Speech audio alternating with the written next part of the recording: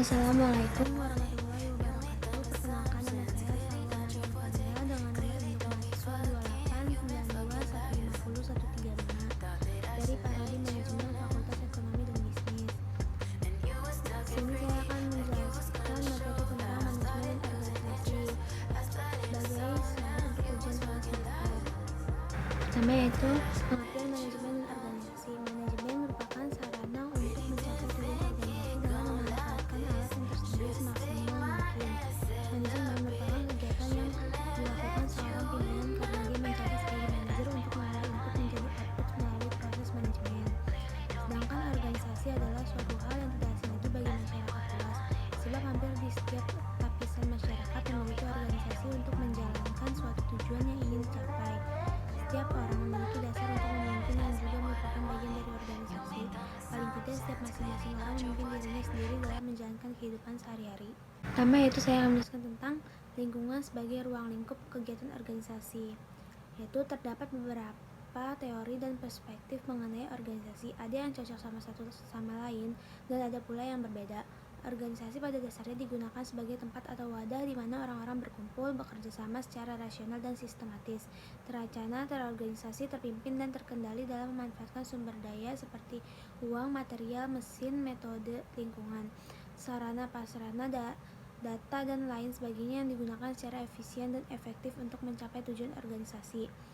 Di sebuah organisasi dapat terbentuk karena dipengaruhi oleh beberapa aspek seperti penyatuan visi dan misi serta tujuan yang sama dengan perwujudan eksistensi sekelompok orang tersebut terhadap masyarakat. Organisasi yang dianggap baik adalah organisasi yang dapat diakui keberadaannya oleh masyarakat di sekitarnya karena memberikan kontribusi seperti pengambilan sumber daya manusia dalam masyarakat sebagai anggota-anggotanya sehingga menekan angka pengangguran. Orang-orang yang ada di dalam suatu organisasi mempunyai suatu keterkaitan yang terus-menerus. Rasa keterkaitan ini bukan berarti keanggotaan seumur hidup, akan tetapi sebaliknya organisasi menghadapi perubahan yang konstan di dalam keanggotaan mereka. Meskipun pada saat mereka menjadi anggota, orang-orang dalam organisasi berpartisipasi secara relatif teratur.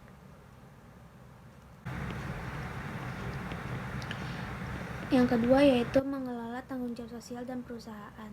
Tanggung jawab sosial perusahaan atau Corporate Social Responsibility atau biasa disebut CSR dapat didefinisikan sebagai bentuk kepedulian perusahaan terhadap lingkungan eksternal perusahaan melalui berbagai kegiatan yang dilakukan dalam rangka penjagaan lingkungan, norma masyarakat, partisipasi pembangunan, serta berbagai bentuk tanggung jawab sosial lainnya. Selain definisi di atas, masih ada definisi lain mengenai CSR yaitu komitmen perusahaan dalam pengembangan ekonomi yang berkesinambungan dalam kaitannya dengan karyawan beserta keluarganya, masyarakat sekitar, dan masyarakat luas pada umumnya, dengan tujuan peningkatan kualitas hidup mereka. Yang ketiga yaitu manfaat tanggung jawab sosial dan manajemen. Dalam sebuah perusahaan atau badan usaha, kegiatan bisnis menjadi satu perilaku utama atau perilaku bisnis. Selama ini perusahaan dianggap sebagai lembaga yang memberikan keuntungan bagi masyarakat, di mana menurut pendekatan akuntansi tradisional, perusahaan harus dapat memaksimalkan labanya agar dapat memberikan sumbangan yang maksimum terhadap masyarakat. Namun, kegiatan bisnis tersebut tetap berorientasi pada keuntungan tanpa dibatasi oleh perbedaan sistem hukum. Kegiatan bisnis tersebut, terutama yang bergerak di bidang pemanfaatan sumber daya alam baik secara langsung maupun yang tidak langsung, tentu memberikan dampak pada lingkungan sekitarnya seperti masalah-masalah polusi, limbah, keamanan produk, dan tenaga kerja. Adanya dampak pada lingkungan tersebut mempengaruhi kesadaran masyarakat akan pentingnya melaksanakan tanggung jawab sosial atau yang dikenal dengan CSR yaitu Corporate Social Responsibility.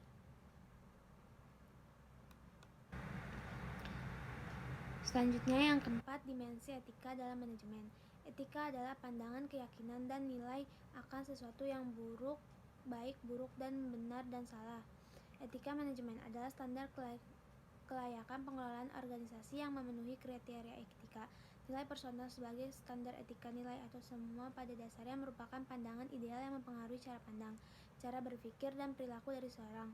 Nilai personal atau personalitas pada dasarnya merupakan cara pandang, cara berpikir, dan keyakinan yang dipegang oleh seseorang sehubungan dengan segala kegiatan yang dilakukannya.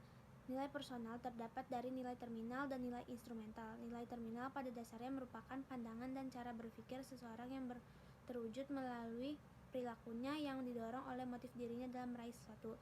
Nilai instrumental adalah pandangan dan cara berpikir seseorang yang berlaku untuk segala keadaan dan diterima oleh semua pihak sebagai sesuatu yang memang harus diperhatikan dan dijalankan.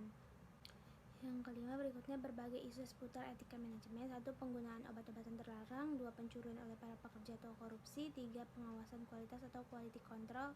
4. Penyalahgunaan informasi yang bersifat rahasia. 5. Penyelenggara dalam pencatatan keuangan.